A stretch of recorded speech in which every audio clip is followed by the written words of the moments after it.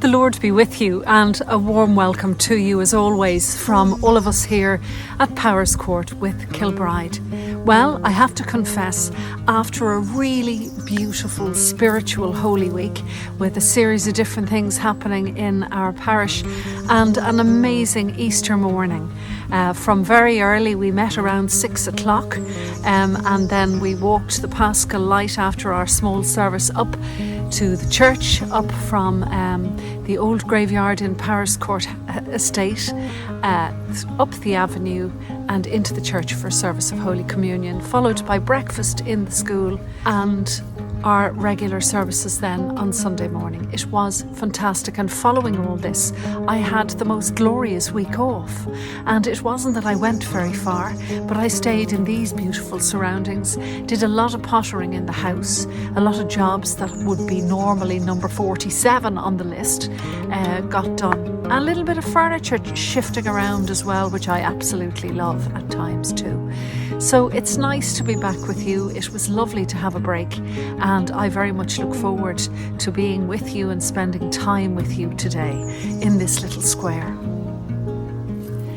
Here are a few things that have been happening in our garden over the last couple of weeks, and I'm using them as a background for a moment of prayer as we begin our service today.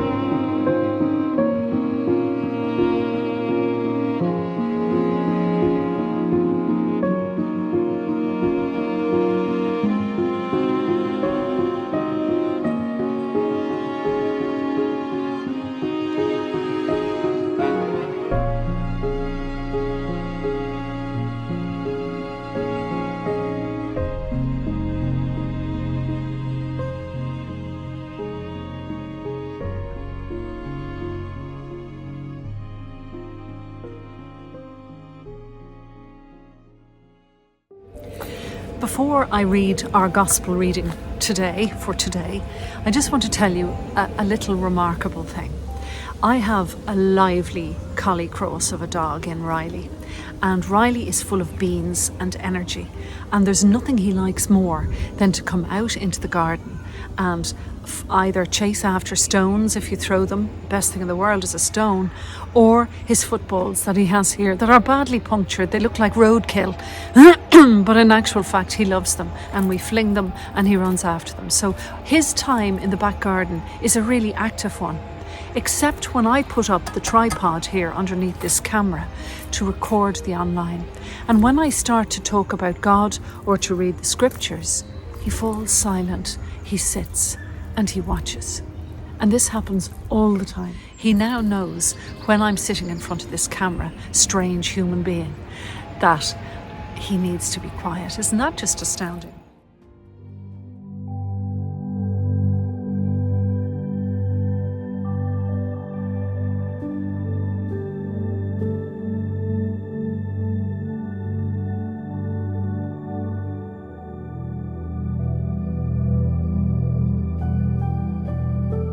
Our Gospel today is from St. John, chapter 21, and it's verses 1 to 9.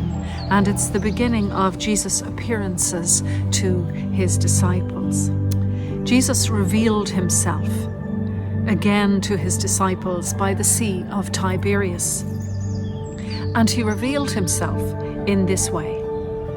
Simon Peter, Thomas called the twin, Nathanael of Cana in Galilee, the sons of Zebedee, and 2 others of his disciples were together. Simon Peter said to them, "I'm going fishing."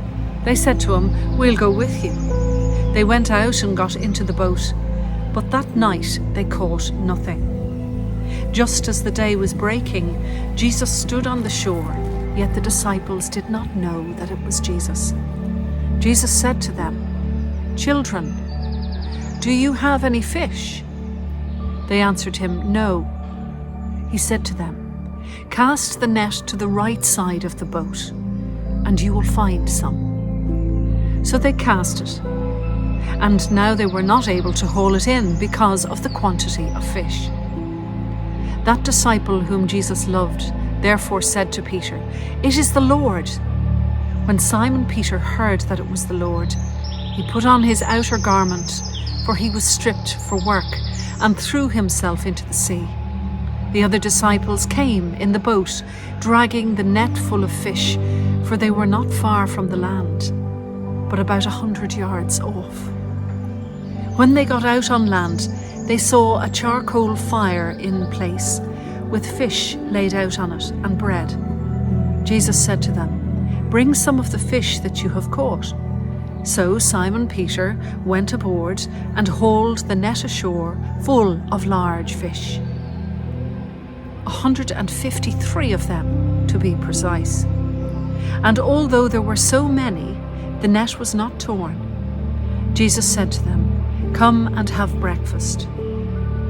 Now none of the disciples dared to ask, "Who are you?" They knew it was the Lord. Jesus came and took the bread and gave it to them with the fish. This was now the 3rd time that Jesus was revealed to the disciples after he was raised from the dead.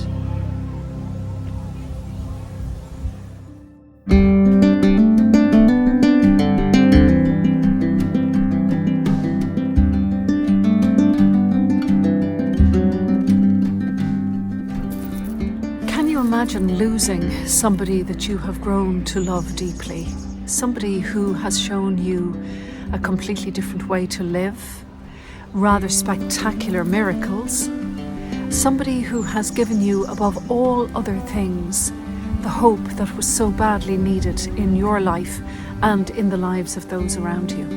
To lose somebody like that, particularly to death on the cross, is something that you'd never get over. And yet, can you imagine how utterly thrilled you are to see that person again, to see them return to you, to see them appear within a room behind locked doors, and to reassure you that there is nothing to fear. And so it was with the reappearances of Jesus following his resurrection and the disciples. And this morning we are taken in, we are trapped into this magnificent image of what happens when the disciples go back to the job that they always did.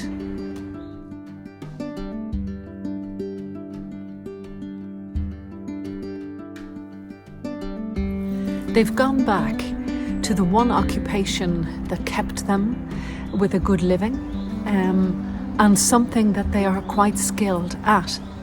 They have returned to fishing.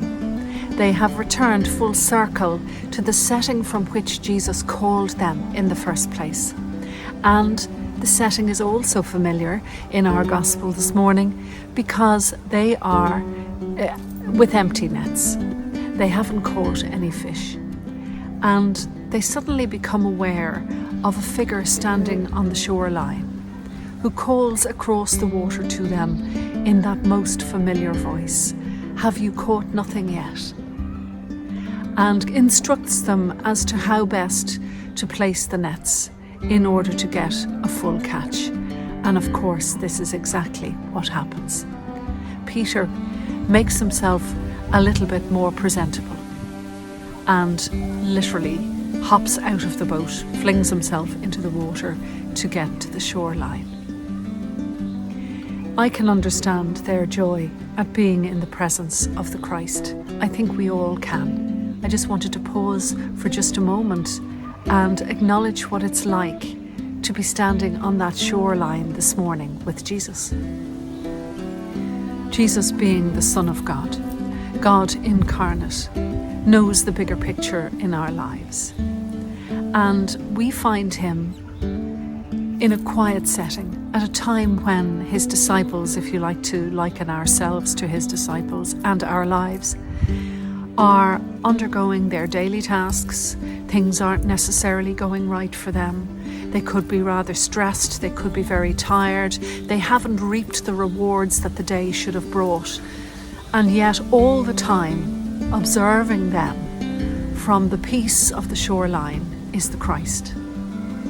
And the Christ makes it his business to call out to them across the water. And believe me, if you've had the privilege of being on the Sea of Galilee, particularly on a calm day, you will know how noise carries really adeptly across the top of that water.